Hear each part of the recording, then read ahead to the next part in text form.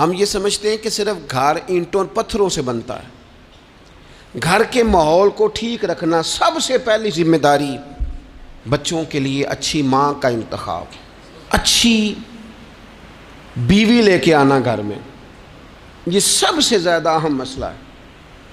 نہ مانے ہم، لیکن بہرحال ڈھیر ساری جگہوں پہ دولت دیکھی جاتی ہے شادی سے پہلے۔ ماں باپ نے بڑی زیادتی کی، بڑا ظلم کیا، ناراض نہ ہونا، بڑا ظلم کیا۔ پیسے دیکھے، بچی اور بچے کا نکاح کر دیا۔ یہ اتنا بڑا زندگی میں آپ نے اپنی اولاد کے ساتھ ظلم کیا ہے کہ آپ تو سائیڈ پہ ہو جائیں گے، لیکن وہ بیچارہ ساری زندگی اس کو بھگتے گا۔ نبی پاک صلی اللہ تعالیٰ علیہ وسلم نے الفاظ کو کھول کر بات کو واضح کر کے بتایا تھا۔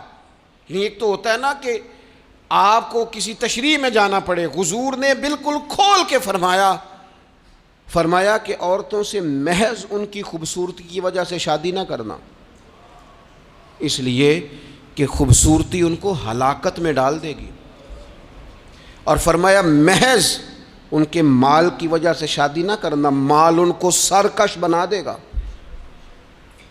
یا رسول اللہ صلی اللہ تعالی علیہ وسلم پھر کیا کریں؟ تو محبوب فرمانے لگے ان کی دین داری کی وجہ سے ان سے شادی کرنا۔ اور یہ ابن ماجہ میں لفظ موجود ہیں، اللہ کے محبوب علیہ الصلوۃ والسلام فرمانے لگے کان میں سوراخ والی کالے رنگ کی باندی اگر دیندار ہو تو تمہارے لیے بڑی بہتر ہے۔ باندی ہو، رنگ سیاہ ہو، کان میں سوراخ ہو، اس سے نکاح کر لینا، شرط یہ ہے کہ دیندار ہو۔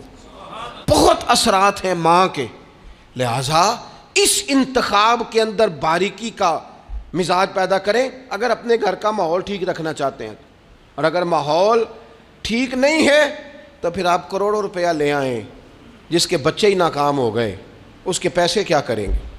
آپ بہت بڑا گھر بنا لیں، لیکن اگر بچے ہی ناکام ہو گئے تو آپ کی بڑی حویلی کیا کارنامہ سر انجام دے گی؟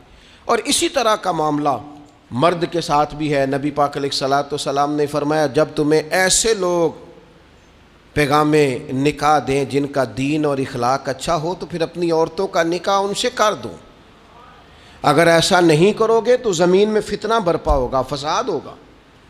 نیک مرد جب ملے تو پھر اس کے ساتھ نکاح کرو۔ صحیح بتانا، خالی نیک دے کے رشتہ دے دیا جاتا ہے؟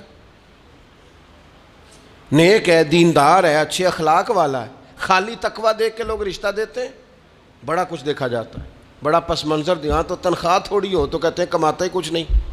اگر تو بہو آئے تو پھر تو اس کے نصیب کا رزق ہے، اگر بیٹی نے جانا ہو تو پھر اس کے نصیب کا رزق نہیں ہوتا۔ تو جن رشتوں کی بنیاد لالچ پر رکھی جاتی ہے وہاں گھر کا ماحول درست رکھنا ممکن نہیں رہتا۔ گھر کا ماحول اس وقت درست رہتا ہے جب تقویٰ کو، طہارت کو، پرہیزگاری کو، عمدہ اخلاق کو، عمدہ اطوار کو، اچھے نظریات، ستھرے مزاج کو، گھرداری کے ماحول کو جب پیش نظر رکھا جاتا ہے، پھر حالات کچھ اور طرح کے ہوتے ہیں۔